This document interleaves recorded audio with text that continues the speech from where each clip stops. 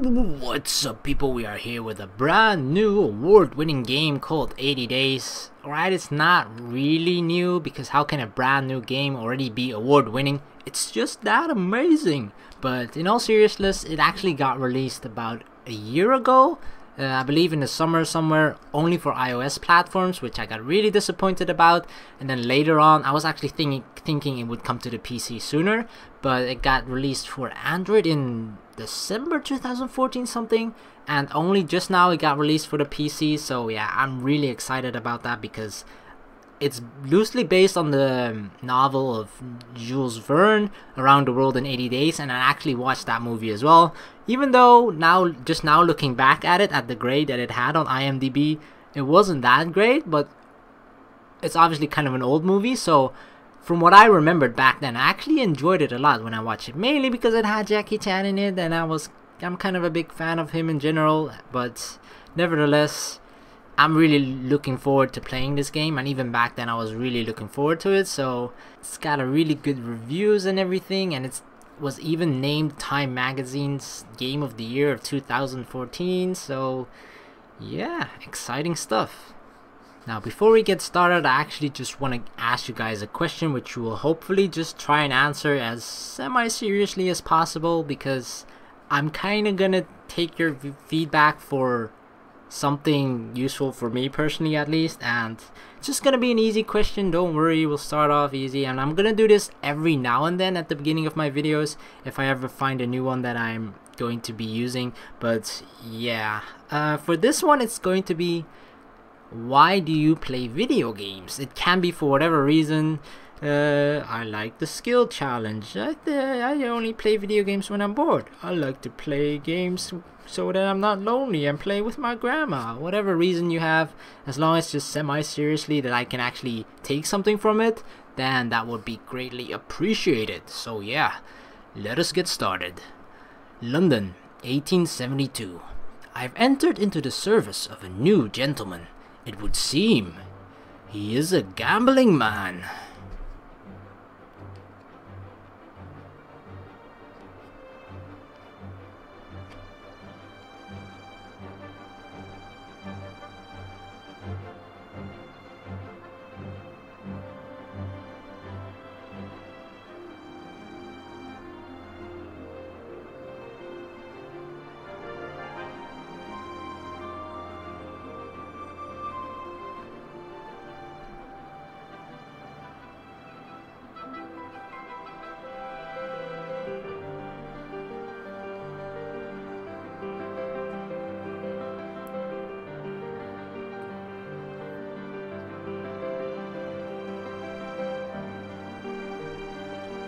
Alright, so considering this game has been out a year already, so people have probably played it, so forgive me if I make like beginner mistakes every now and then, but yeah, I haven't really played it yet, so let's start. London.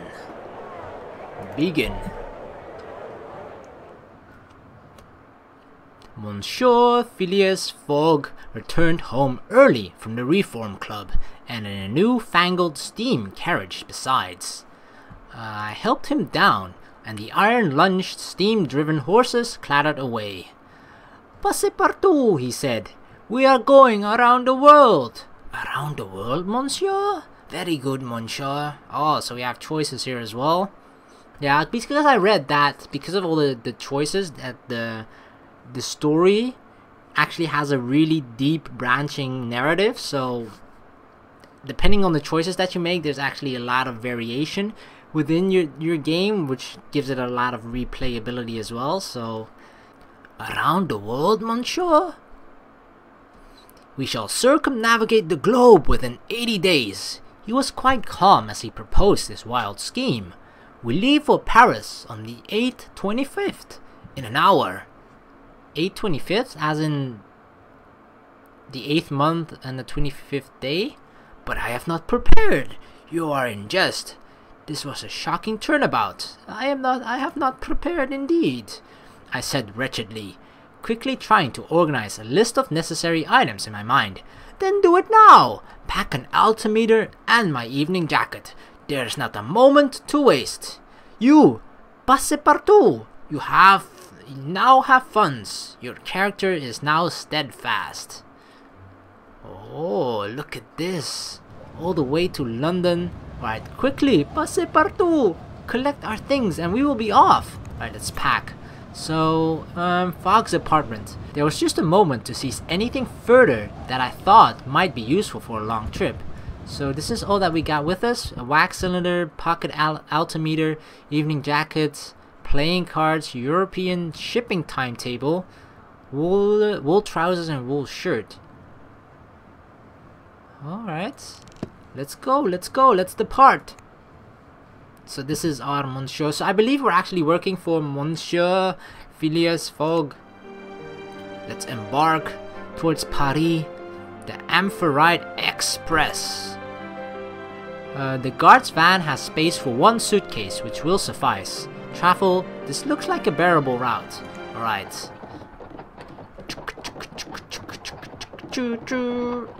So this sort of has a steampunk feel to it. Wow, it's actually, the time is moving in real time. The mechanical horses raced past Piccadilly Circus and Pall Mall faster than a team of thoroughbreds. Even so, the whistle of the 825 was blowing as we pulled up to Charing Cross Station. Oh, the 825 was the train, I think.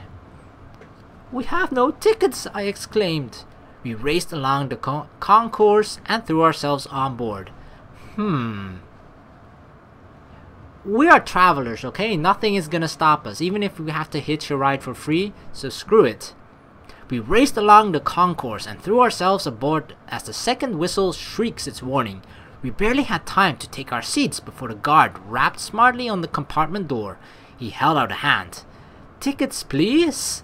Oh no, I pretended to have lost them, or alas, monsieur, we were in a great hurry, I explained, giving him a beseeching look. We did not have time to buy tickets. You may purchase them from me, the guard was saying, though it was more expensive, I'm afraid. £85, please. What? We only have 4,000. I argued with him, or shall we just give him? I mean, I don't know how strict they are, but they could kind of just kick us off the train, right? So, I mean, £85 doesn't seem that much, although we don't have a price to compare it with. So, that's just the only number we got. So, in comparison to the amount that we have, it doesn't seem that much. So, I'll find. I handed over the £85 and smiled with a thin smile from one working man to another. The guard gave me our tickets and slid the compartment door shut behind his pneumatic hiss. Your funds have gone down somewhat. So it's a lot about money management as well, I think, and health and that sort of stuff. I'm on fine form, but we must make haste. Alright, let's converse. I am at your service, Monsieur Fogg. Passez partout. Very good. Very good indeed. What kind of conversation was that?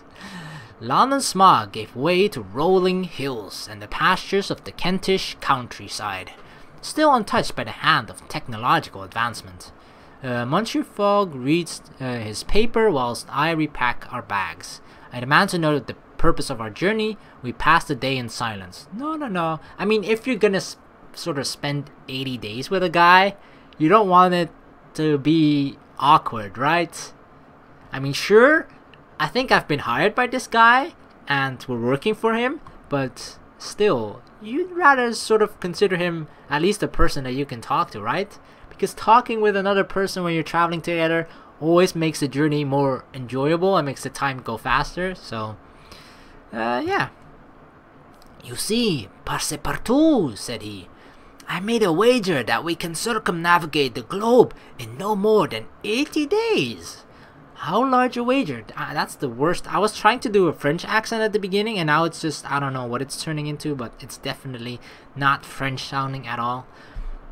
How large a wager? What a daring adventure. Not 81? It's not about the money, it's about the adventure, exactly. What a daring adventure, I declared, eyes wide. It will not be an adventure, my master replied primly. It will be a matter of assiduous planning and careful timing. He turned back to his paper. perhaps overtaxed by the grueling duration of our conversation. Okay, maybe that guy isn't a big fan of conversation. A guard rapped on our door. A few miles before Dover. We were about to submerge, he warned. Take some people, a bit funny, so watch out. Submerge? What is submerge? What do you mean, submerge? I cried. This is the London to Paris Amphitrite Express, he explained, as though to a particularly dim-witted child. The submersible train? Talk of all the London papers? Then this is the Mer train. I must have missed it. I'm not entirely sure what he means. Submersible train? That it goes underwater? No, right? Because you're going from London to Paris. Usually when you... Isn't there like there's an underwater tunnel, but this is 1872 or something. I'm not sure if that underwater tunnel existed back then. Maybe that's what he means by submersible, but I'm just gonna sort of act clueless and maybe he'll fill me in. I must have missed it, I admitted humbly. Missed it? He said scornfully. Every inch of her has been examined and stamped with the artificer's seal. This is the world's only bath-escape locomotive. I could not help but shiver. I pressed my face to the glass window. as the fins above the Amphitrite's wheels extended with a hydraulic hiss. Night fell, and we plunged past the end of the track into the freezing water of the English Channel. Choo choo! Oh, we're at day 2 already. Amphitrite Underwater Express. So yeah, I was going underwater. The Amphitrites plowed through the water overnight and splashed up onto wider gauge French tracks at Calais, I think, as dawn broke. Do you have a mind en route, monsieur? I began to consider what we might require for our journey. I think for what we packed, is there any way to sort of find it out? We can zoom out like this. Oh, look at this. Look at all the places around the world. There are actually other people playing this as well. See that there's this guy. This guy he's on day 21 and he's in Hadjiraz, and that guy was at Tehran. Dang, I'm far behind. But yeah, current location. Do you have a route in mind, monsieur? I asked as the water of the Chanel dried from the compartment windows. I am as yet undecided, my master admitted. The new canal has sped up the shipping route from Suez to Bombay, though perhaps we could take the Trans-Siberian Railway across Russia. Ooh. I don't know where Suez is though, but I know Russia. Isn't Russia's gonna be... Is it fun though, like Siberia? Isn't Siberia just mostly snow and ice, kind of like Alaska? Although I'm not entirely aware of both of those places, but I'm pretty sure Siberia is mostly covered in snow. The Bombay actually sounds more interesting. So let's surely not... Ah, damn it! I meant surely not Russia. Mistakes were made already. Surely not Bombay, I exclaimed. We shall certainly wilt in the scorching heat.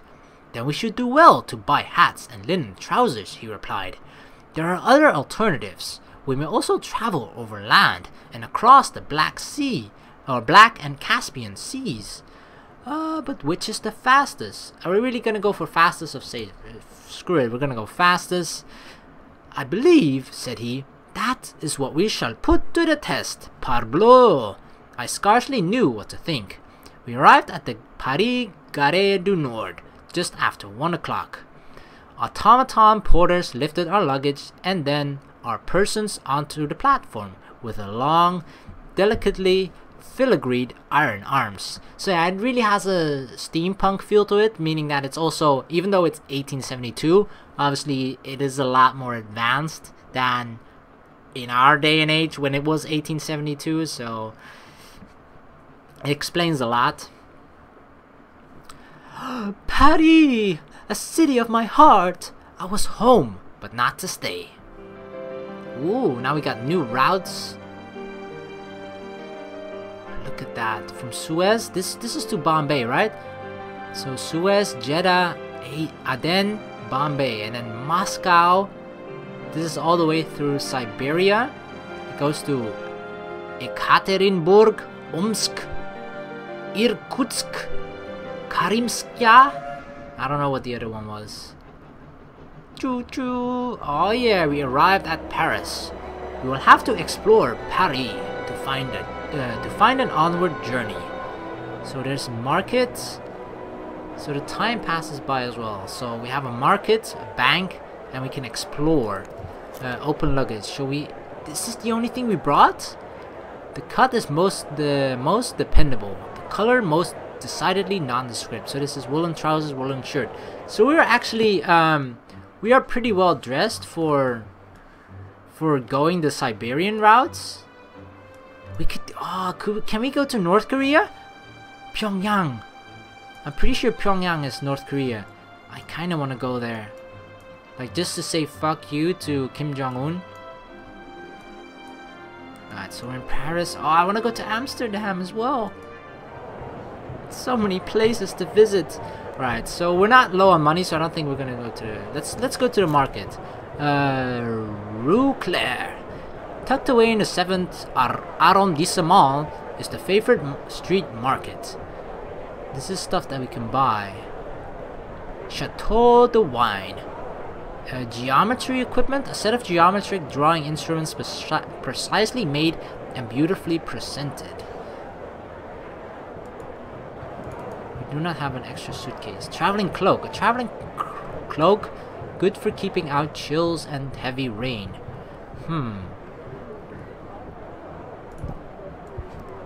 Buy for 22. Shaving kit, like, is it really that important? It actually costs £4 for 100 days. So it's less than £4. 32? Why would I want wine? Hell no, let's just... Oh, it's closed already? I really gotta get used to the fact that it's in real time and it actually moves. Because me going to the market and not really buying anything, I could have just explored instead, but... Alright, let's go to the hotel, I guess. We'll pass the night here. That was a wasteful day. We took a hotel for the night. We will be comfortable here, Monsieur Fogg remarked. But traveling overnight will be more efficient. So we must board the longest journey available. Are we really gonna do that? Where possible. We cannot travel where it is not possible, certainly, he replied. Still, the surrounds of the Hotel Ritz were most enjoyable.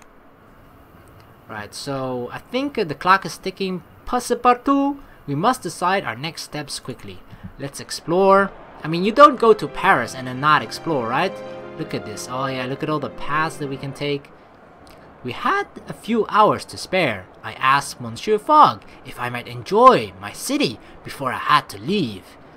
Indeed, and should you learn anything of note, be sure to relay it. I nodded and headed into town. The talk on the streets was of one thing only, an enormous, elegant oval stadium constructed upon the green fields of Champ de Mars, or Mars, I don't know, and containing the technological marvels. Holy crap, talking about Mars, water on Mars, fuck yeah, I'm gonna be living there in 5 years. See ya, peace out Earth. Right, and containing the technological marvels, art, amusements park, and milling crowds of the World's Fair of 1872. My city still wore the scars of last year's siege. I ventured inside, but I was certain Monsieur Fogg did not intend for me to visit fairs. Screw Monsieur Fogg. I ventured inside. Inside the grand illuminated pavilion of the exposition, an artificer was replacing an arc light. I went west towards the airship hangar. Screw it, let's go to the airship hangar. Past the booth with a husband and wife pair selling panoramic hot air balloon rides to eager tourists. I inquired about their hourly rates. Sure, let's ask. Isn't that just awesome to take a hot air balloon ride? I inquired as to their hourly rate, wondering if perhaps the balloon could be encouraged to give a little way east as well and contribute to our great journey. £80 for a half-an-hour flight, the man responded. What? That is robbery indeed. The man shrugged. We are the only balloonists here today. Are you willing to miss out on the experience of a flight over Paris? I am going around the world, I replied. I hope for much more impressive sights in the days to come. The man nodded and moved on to the next punter with great swiftness. I regarded the airships that filled the hangar behind him. I returned to the main hub of the exposition. Do we really want to go by flight though? Either airship or hot air balloon? Hot air balloon is so expensive. 80 pounds for half an hour? Like the train ride alone here was like 80 something as well. And that was from London to Paris. This is for half an hour. And that's about the same price. So, it doesn't hurt asking about the airships, I guess. There were a huge number on display from all over the world, and my eye was immediately caught by the African-made grid metal balloon, or the gilded Egyptian Ifrit-class airship, the metal-clad four-propeller Savakar Atmatic, the bulky coal-gas-powered Ottoman Geyik, and the twin-bladed Peruvian gyrocopter. I played Dota 2, fuck it, gyrocopter. Which looked tiny and flimsy in comparison with the airships surrounding it. They say the Incas invented the first gyrocopter, boasted the dark-haired pilot, pushing up her goggles to give me a wink. As their heirs, we Peruvians have made some few improvements. It seems extremely unlikely. You do not see many Peruvian Peruvian gyrocopters in the air, I remarked. Are they unsafe? The lady shook her head. No, they are quite safe, but they are quite hard to build. Perhaps one day, soon Monsieur Fogg and I would find ourselves flying in such a craft. I returned to the exposition center, my thoughts turning with clouds and engine rollers. Avenues sprawled in every direction between the inviting illuminated pavilions of the exposition. An artificer was replacing an arc light which had burned out. She first disconnected the strange machine powering the lights. It had a spinning iron wheel which was wound around with a series of armature coils. What is that device, artificer? I merely watched politely, not wanting to disturb her work. Screw her, we're just gonna talk to her. I asked politely, my eyes straying to the copper lily pin which proclaimed her profession. It's a bleeding nuisance is what it is, the artificer grumbled in a thick Yorkshire accent. These gram machines are finicky beasts. Is that so? I have often found that to be the case. What is a gram machine though? Gram machines? I inquired. Well, it's a... Oh, never mind. She waved my question away. It's a steam engine, alright? Only it doesn't make steam. Will that do? I hate explaining this stuff to layman. I retreated hastily, not at all in terror of her irate tone. The harshness of her tone was belied by her gentle touch. Wow. I did not see a gentle touch in her whatsoever, but okay, let's roll with it.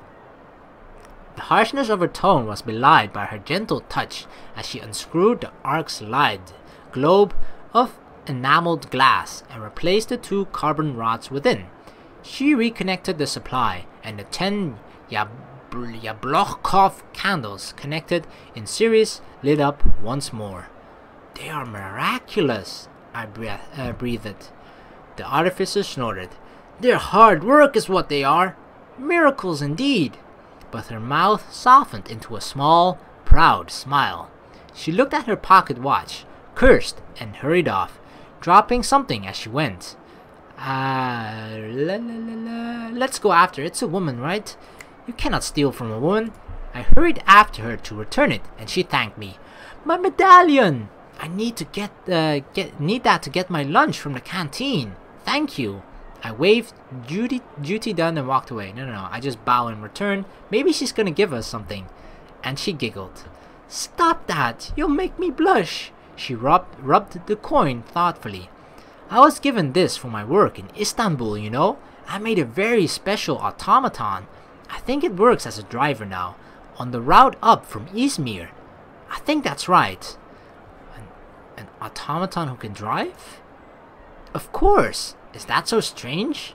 I could only shrug. Who knows what is normal in this modern world?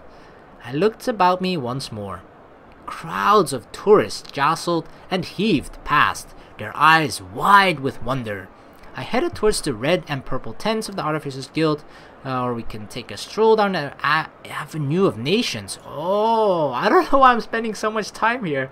Like, this is our hometown, right? But for me personally, of course not. Only for the character we're playing. So I want to visit every site possible. I took a stroll down the Avenue of Nations, lined with buildings in the styles of the nations of the world, and manned by foreign delegates in national dress, although the newly formed German Empire was a conspicuous absentee. Oh, I wonder why. In the city it had so recently conquered, the Austro-Hungarian delegation was harangued by an artificer. The Zulu Federation, Zulu, built a replica village and brought a delegation of 400 diplomats and warriors, which was concerning the French soldiers.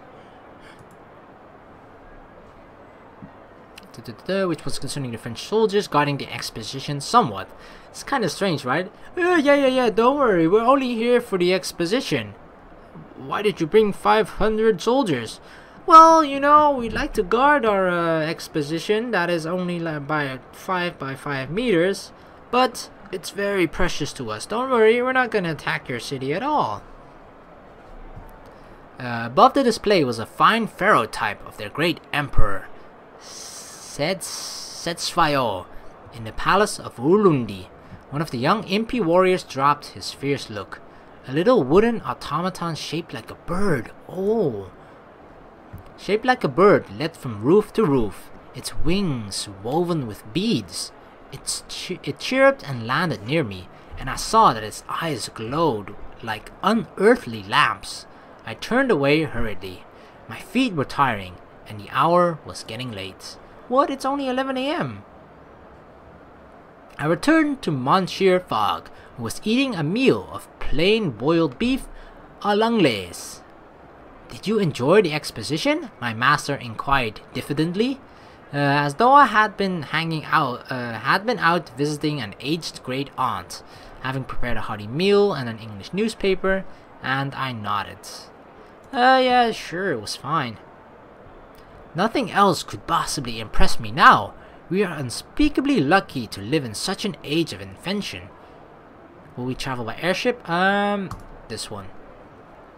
It will certainly make it easier to win my wager, Monsieur Fogg replied mildly. I dreamed that night of mechanical wonders and automatons with beautifully enameled faces, knowing little of the strange inventions and stranger peoples I would soon encounter in my journey around the world. And that is a good timing to end the video here. Even though we haven't traveled that far, this is only the beginning, guys. I mean, sure, there are so many places to visit all around the world, right? But I decided to at least look a little bit around Paris, and I might do that in certain cities as well.